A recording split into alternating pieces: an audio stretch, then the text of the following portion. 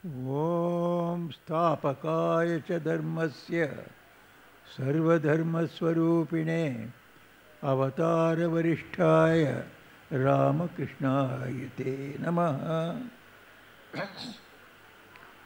प्रिय स्वामी सुवितानंद जी, भजनानंद जी, सुवीरानंद जी, आत्मप्रियानंद जी, ज्ञान प्रतानंद जी एवं डॉक्टर गौरीदास जी, हमारे परम प्रिय भगवान श्री रामकृष्णের ভক্তবৃন্দ, এখন পর্যন্ত আপনারা সুন্দর সুন্দর বক্তৃতা, যার মধ্যে পূজনীয় শ্রীমৎ স্মরণানন্দজি মহারাজের অনেক সদ্গুণ শুনেছি আমরা। শেষে ঔপচারিক রূপে আমাকে কয়েকটা কথা বলার আছে, অধ্যক্ষীয় ঔপচারিক শব্দ, সেটা করবার চেষ্টা করছি। আমি যখন অরুণাচল প্রদেশে থাকতাম, তখন ট্রাইবাল ছেলেদের নিয়ে কলকাতায় আসতাম এডুকেশনাল ট্যুরে। যখনই আসতাম শারদাপীঠে থাকতাম। 1980-90-এর মধ্যে শারদাপীঠের অধ্যক্ষ ছিলেন শ্রীমৎ স্বামী স্মরণানন্দজি। ও আমাদের ট্রাইবাল ছেলেদের অত্যন্ত ভালোবাসেন। তারপরে ওদের সব ব্যবস্থা করে দিতেন। কলকাতায় কামারপুকুর, জয়রামবাটি সব দেখবার জন্য, আর থাকা খাওয়া খুব উনি ভালোবাসতেন ট্রাইবাল ছেলেদের। এমনি যুবকদের প্রতি ওনার এটা বিশেষ ভালোবাসা ছিল। অলরেডি দুজনও বলেছে, বারবার আমি ওনার পদ অনুসরণ করে করে যাচ্ছি। শারদাপীঠেতে এলাম, 3 বছর আমি ছিলাম। উনি এখান থেকে রিলিভ হয়ে চেন্নাই গেলেন। 3 বছরের পরে আবার আমাকে চেন্নাই পাঠালো হেডকোয়ার্টার্সে, ওনাকে হেডকোয়ার্টার্সে নিয়ে এলো, চেন্নাই গেলাম। ও চেন্নাইয়ের পরে যখন এখানে এলাম, ভাইস প্রেসিডেন্ট হয়ে মাঝে মাঝে আসতাম। এখন ওনার কোয়ার্টারটা খালি করে উনি মেইন কোয়ার্টারে চলে গেলেন, প্রেসিডেন্টস কোয়ার্টারে। আমি তো কোনো চাইনি এই কোয়ার্টার আমাকে দিন, ঠিক ওনার কোয়ার্টারই আমাকে দেওয়া হলো। তো যেখানে ওনার পদ অনুসরণ করে যাচ্ছি, আমি এটা আমার ভাগ্য মনে করি। শারদাপীঠ উনি 14 বছর ছিলেন, আমি ওখানে 3 বছর ছিলাম। তখন আমি শুনেছি ওখানে শারদাপীঠের আর্থিক ব্যবস্থা খুব খারাপ ছিল। উনি অত্যন্ত ভালোভাবে ও আর্থিক সংকটটা দূর করেছিলেন। একটা গঙ্গা ধূপ বলে একটা নতুন প্রোডাকশন আরম্ভ করেছিলেন, এবং রামকৃষ্ণ দর্শন মিউজিয়াম করেছিলেন, এবং বুক সেল সেকশনটা একটা বেলুর মঠের মাঠেতে করেছিলেন। এরকম করে শারদাপীঠের আর্থিক উন্নতির জন্য খুব চেষ্টা করেছিলেন, আমি নিজেই দেখেছি। তারপরে চেন্নাইয়ে উনি যা 3 বছর ছিলেন, 92-95-এর মধ্যে, আমি যখন শারদাপীঠে ছিলাম, তখন উনি একটা বিরাট কাজ করলেন। ওটা হচ্ছে ওখানকার বড় শ্রীরামকৃষ্ণের মন্দির। ওটা বেলুর মঠেরই মতন, আর ওটা সেকেন্ড বেলুর মঠ টেম্পল বলে, আর মেড্রাসকেই সেকেন্ড বেলুর মঠ বলে। তো ও মন্দিরের ভিত্তি স্থাপনের জন্যে উনি অনেক কষ্ট করে হেডকোয়ার্টার থেকে পারমিশন পেয়ে আর অন্যান্য ব্যবস্থা করে দিলেন। তারপরে উনি আসার পরে ও মন্দিরটা নির্মাণ হলো। এরকমই উনি সংঘেতে বড় বড় কাজ অনেক করেছেন। জেনারেল সেক্রেটারি হিসাবে উনি রেয়ারলি, আমাদের অন্যান্য জেনারেল সেক্রেটারি যা করেছে, 5 টার্মস, ফুল টার্ম জেনারেল সেক্রেটারি কমপ্লিট করেছেন অত্যন্ত এফিসিয়েন্সির সঙ্গে। একটা ঘটনা মনে পড়ছে, ওনার ভিতরে একটা ভীষণ সাহসিকতা ছিল।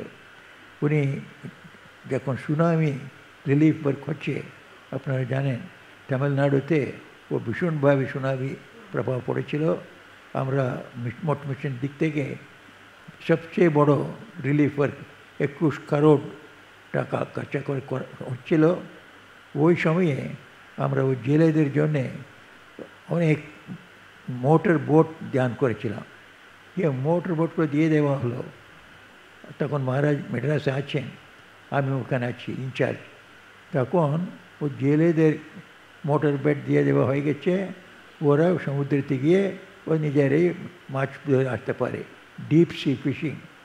কিন্তু ওদের স্ত্রীরা এসে আমাদের কাছে কমপ্লেন করলো, মহারাজ একটা বিপদ হয়ে গেছে, আমাদের হাজব্যান্ডরা এমন একটা ট্রৌমা পেয়েছে, অত্যন্ত ভয়ানক অনুভব পেয়েছে যে সুনামির সময়ে এখন সমুদ্রের উপরে যেতে চাইছে না, সাহস করতে পারছে না। আপনাদের কিছু আমাদের ওদের ধৈর্য দেওয়ার জন্যে কিছু করতে হবে। আমি মহারাজকে বললাম, মহারাজ আমরাই যাই, আমরাই জেলের সঙ্গে বসে তো ওদের বোটে বসে মেইন সিয়েতে যাব, আপনি আসবেন? নিশ্চয়ই আসবো। হঠাৎ করে আমরা দুজনেও দুটো মোটর বোটে, কয়েকজন গেলে আমার সঙ্গে, আরেক বোটেতে উনি, আরেক বোটেতে ও ডেপুটি কমিশনার, ওরা সবাই বললো, মহারাজ এটা ডেঞ্জারাস, এটা ছোটো বোট, মেইন সিয়েতে যাওয়া মানে উঁচুকে দাবাজ করে পড়বেন ওধারে। আমরা বললাম, ওরা জেলেদের ধৈর্য দিতে গেলে নিজেদের আমাদের লিডারশিপ করতে হবে। মহারাজ ঢুকে পড়লেন আর ধাবাস করে ওদের পড়ে পুরো ভিজে গেলেন, আমরাও ভিজে গেলাম। তারপরে ফটো তুলে পেপারে এমন লিখলো, এরকম একটা সাহস যে সাধুরা জেলের দিনে করেছে, এর চেয়ে আর কী চাই। ওরা ওদের অনুকম্পা কত, কম্প্যাশন কত, এমন একটা সাহসকে তার মধ্যে ছিল, আমি কল্পনা করতে পারতাম না। সেরকম উনি যেমন অলরেডি বলেছেন, কয়েক মজার গল্প বলতেন। উনি নিজের সম্বন্ধেই একটা ঘটনা বলতেন। একবার নাকি উনি একটা হাই স্কুলে পড়তেন, ও হাই স্কুল আমাদের চেন্নাই আশ্রমের সামনে আছে। ও হাই স্কুলে উনি পড়ার সময়ে ও হাই স্কুলের একটা নিয়ম ছিল, সব ছেলেরা মাথায় ঠিক রিলিজিয়াস মার্ক, সেই ও হলে বৈষ্ণব ধরে আসবে, আর বৈষ্ণব বলে ওর নাম ধরে আসবে, এলে একে নিয়ে আসবে। একদিন সোনারায়ণজি বলছেন, আমি এসে গেছি বাড়ি ছেড়ে, হাফ ডিস্টেন্সে মনে হলো আমার বর্ষ মাখা হয়নি, এখন খালি মাথায় গেলে তো টিচার ধরবে, কেন করলে না। এখন কি করব, পাশে আমার বন্ধু ছিল, ও বৈষ্ণব ছিল, ওর কাছে একটা মাটি, হোয়াইট মাটি, ও মাটি দিয়ে ও বৈষ্ণবের মার্ক লাগিয়ে দাও পাতায়। আমি চলে গেলাম, এখন তো কেউ দেখবে না, কিছু তো মার্কা তো আছে। তখন যাই ঢোকা, ওনার ক্লাস টিচারের সঙ্গে দেখা হয়ে গেল। উনি দেখেই বলছেন, কিরে কবে তুমি বৈষ্ণব হলে? এরকম অনেক গল্প বলতেন। এর দ্বারা উনি সাধারণ লোকের সঙ্গে মিশতে পারতেন। আমাদের সবাইদের উনি একটা ফ্রিডম, ওটা বোধ করতে সাহায্য করতেন। এরকম অনেক মহান গল্প করতেন। ও সখাদের সঙ্গে যারা থাকতে ওদের একটা উৎসাহ দিতেন। এরকম ওনার ভিতরে স্পিরিচুয়াল ভ্যালিউস, যেটা শ্রীরামকৃষ্ণ বারে বলতেন, আধ্যাত্মিক জীবনটা হচ্ছে spiritual values of truthfulness, of purity, of নিঃস্বার্থতা। ঠাকুরমা স্বামীজির উপরে অপার গভীর শ্রদ্ধা আর শরণাগতি ভাব ওনার ভিতরে এমন ভরে ছিল, বাইরে দেখবার নেই।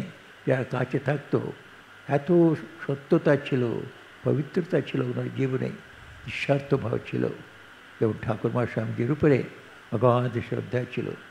এই গুণের জন্যে সবাইদের ওনার আকৃষ্ট হতো, আমরাও সেরকম আকৃষ্ট হয়েছি।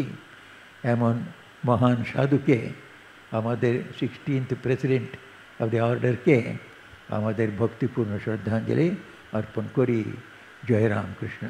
ওম শান্তি শান্তি।